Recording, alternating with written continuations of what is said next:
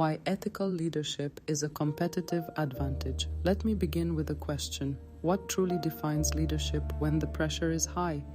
Not when results are easy, not when the organization is performing well, but when the target is ambitious, the deadline is close, and doing the right thing becomes less convenient. That is where leadership becomes visible. Most ethical failures in organizations do not begin with openly unethical people. They begin when capable and well-intentioned individuals work inside systems that reward results more clearly than judgment. A leader asks for faster growth. A team is told to reduce costs. A function is pressured to deliver immediately. None of these expectations are wrong in themselves. The risk appears when performance becomes the only language the organization understands. Because when one objective dominates every conversation, other responsibilities slowly disappear from view. Human consequences become secondary. Doubt begins to look like resistance. Questions begin to feel like delay. And silence can easily be mistaken for alignment. This is why ethical performance is fundamentally a leadership issue. Leaders do more than make decisions. They shape the conditions in which everyone else makes decisions. They influence what people notice. They define what success means. They determine which concerns are taken seriously, and through their reactions, they teach people whether honesty is genuinely valued or merely encouraged in theory. Leadership directs attention. There is a concept in behavioral ethics called ethical fading. It describes the moment when the ethical dimension of a decision becomes less visible because commercial or operational goals dominate attention. People may not lose their values. They may not intend to cause harm, but the way the problem is presented changes what they are able to see. The question gradually shifts. Instead of asking, "Is this the right decision?" people begin asking, "Will this help us deliver the result?" That shift may appear small, but it changes the entire quality of the decision. A leader who focuses only on the target teaches the organization to focus only on the target. A leader who rewards certainty teaches people to hide doubt. A leader who reacts badly to uncomfortable information teaches people to delay the truth. This is why leadership is never neutral.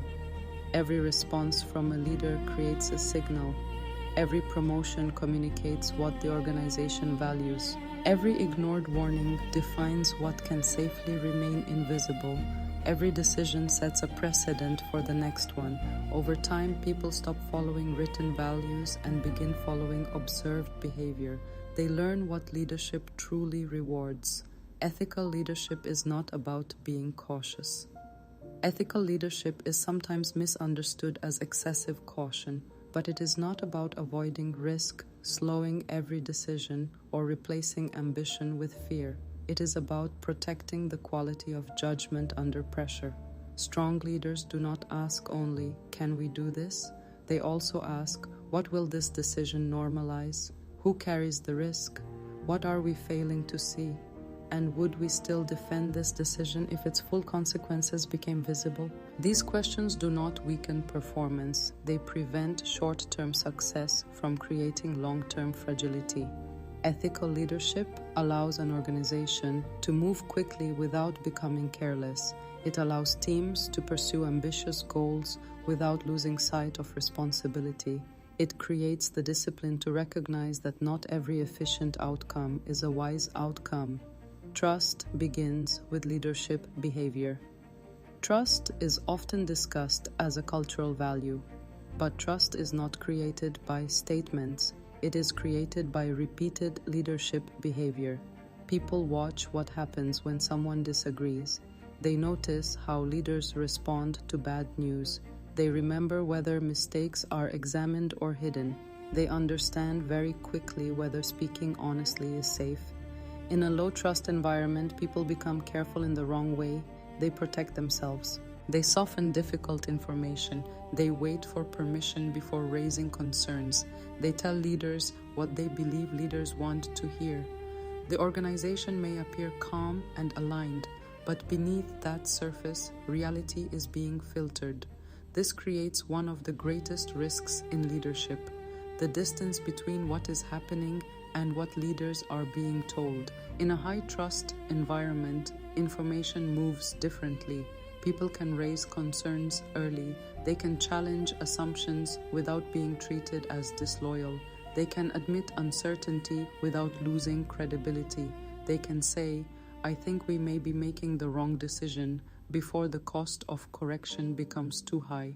That is why trust is not only emotional, it is operational. It improves the quality, speed, and accuracy of information. It allows leaders to respond to reality rather than reassurance. And that makes trust a powerful form of organizational intelligence. Leaders design the moral architecture. Every organization has a moral architecture.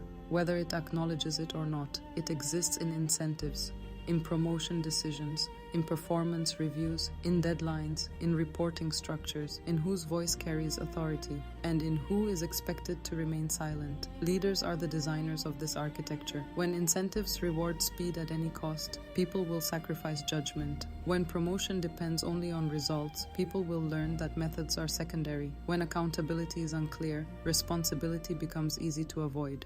When leaders celebrate success without examining how it was achieved, the organization learns that outcomes matter more than integrity. Ethical leadership means designing systems where responsibility remains visible.